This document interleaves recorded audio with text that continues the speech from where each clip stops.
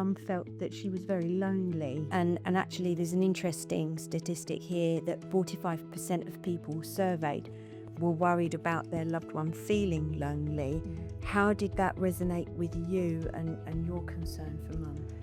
That was a huge concern. Things like I'd take her out and we'd have a nice day, and as we're coming back through the door, I'd say to her, well, that was lovely, wasn't it? And she said, what?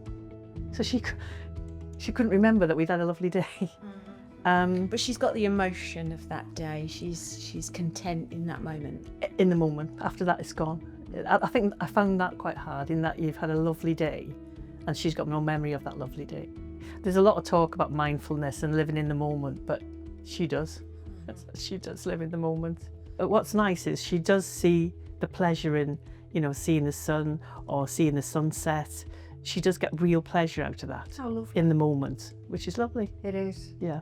And it's very, very tangible things that can be seen, isn't it? It is. A tree, yeah. a wall, Yeah. a sunset. And I can actually see it and feel her joy, which is Yeah, that helps you. it's hugely helpful. Yeah, it is.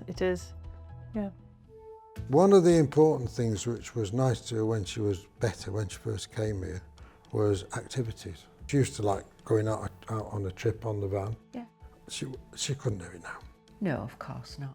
Did you feel at the time that improved your relationship oh, yeah. by having those meaningful activities to do Yeah. together? Yeah.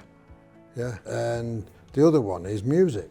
What sort of music did you enjoy as a couple when you were younger? Oh, well, we were in the Beatles and all that, Were you? that lot era.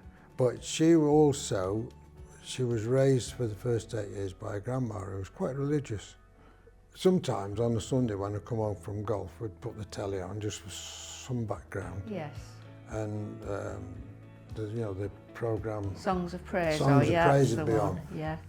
And they'd be singing a hymn and she'd sing along with it. She wasn't reading the words, she knew all the words and not one Because verse. that connects with your longer term memory stores. Is there a significance of music that can affect somebody with dementia or improve somebody's well-being with dementia? Absolutely. We know that when we can connect emotions and the senses and those longer term memories, it's possible for people with dementia to really feel a much better level of well-being. And we know that there's a part in the brain where those long-term memory stores stays, those important songs that were important to us. All of us have got a playlist of songs that are very important, that when we hear that tune, it brings back those memories. We remember the words, as Tony said, the Christmas carols, the pop songs from the 1960s.